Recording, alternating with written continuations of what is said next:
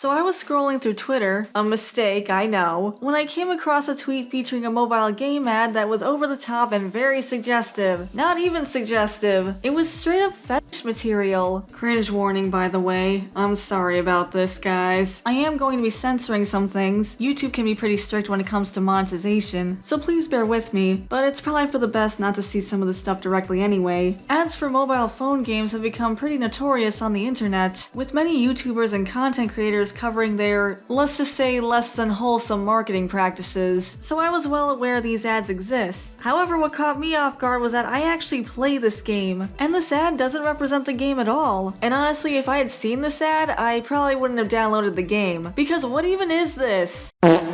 Mobile games are extremely popular and rake in millions and millions of dollars every year, and since there's a lot of competition, I can understand why they would want to stand out from the crowd, but these ads are really getting out of hand, and they know exactly what they're doing and how they're perceived, and they're choosing to play into it, which greatly disappoints me. But it's pretty obvious that they want attention, otherwise their ads would be more accurate to the game. Typically these ads don't even show gameplay, and often when they do show gameplay, it's not true to the app. One notorious ad campaign was for Lily's Garden, a game about a woman trying to fix up her family's estate that's fallen into disrepair after she inherits it, with match-style gameplay, but you wouldn't know that from the ads, which often feature innuendos and over-the-top plots, like her boyfriend cheating on her with her mom. And it's the same with Project Makeover, which is also a matching game, but they don't bother advertising that part. I'm sure they can get downloads by just advertising the plot of the game. In Project Makeover, you become the director of a reality TV show, where they help people who are at a crossroads in their life by giving them makeovers and renovating their spaces. The ads heavily feature the first client you see in the game. Her name is Samantha and she recently graduated college and is now transitioning into the workforce, but she's having trouble adjusting. But for some reason, instead of just saying that, they have her covered in mud and people farting in her face, and her significant other that doesn't even exist in the game is cheating on her. This is all extremely unnecessary and embarrassing. How can I recommend this game to other mobile app users when this is how they choose to advertise?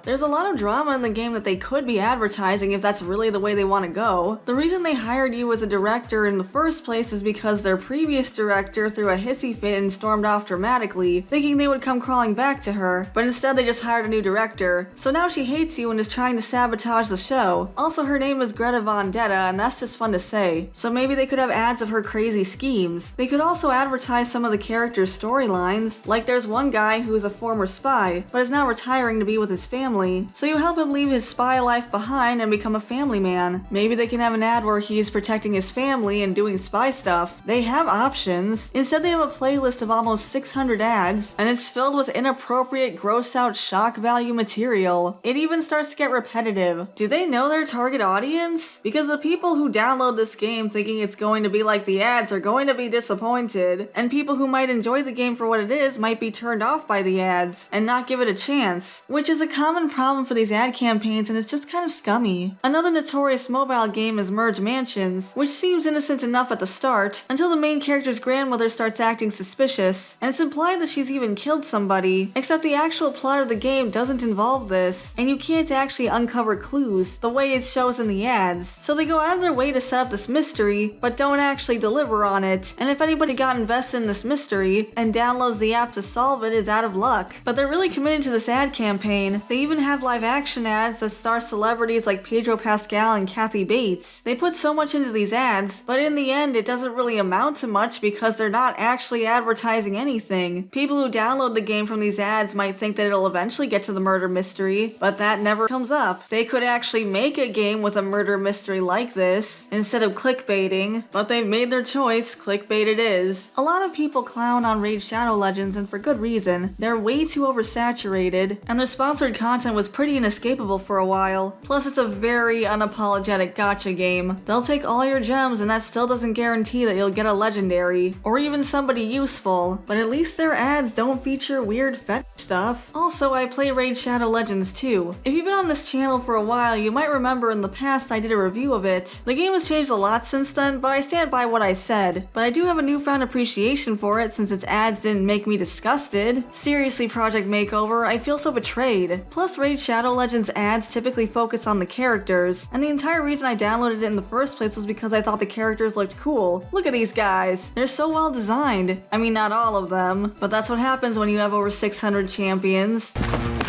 Put me in the game. Miss Rousey!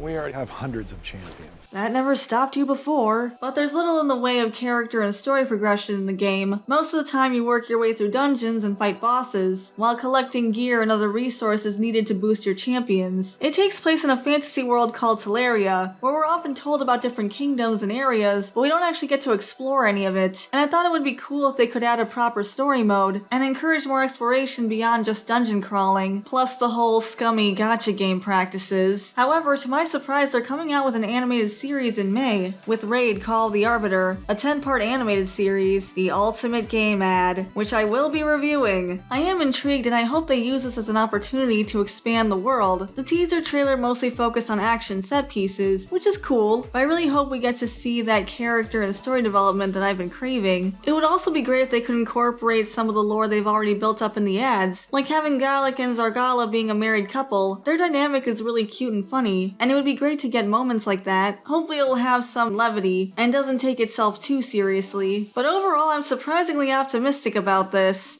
A surprise, to be sure, but a welcome one.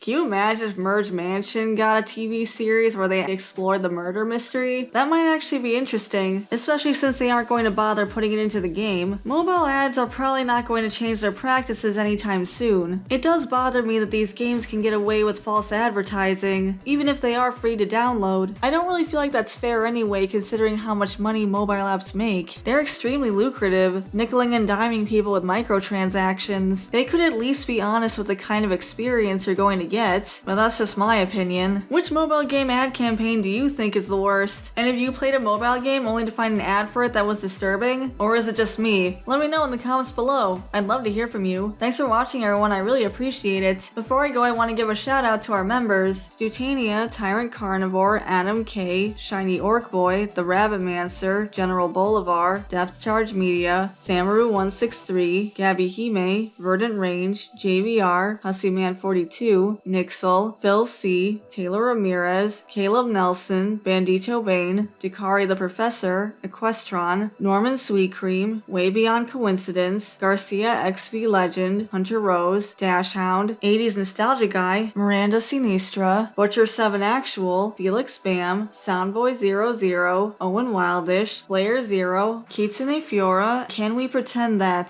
Ninja Rex, and Lucas Geist. Thank you all so much for your support, and if you'd like to support the channel as a member, you can hit the join button next to the subscribe button. And if you enjoyed this content, you can like the video and subscribe to the channel, and that part's free. We also have Buy Me Coffee if you want to support us that way. Thanks again for watching, and I'll see you in the next video. Bye for now.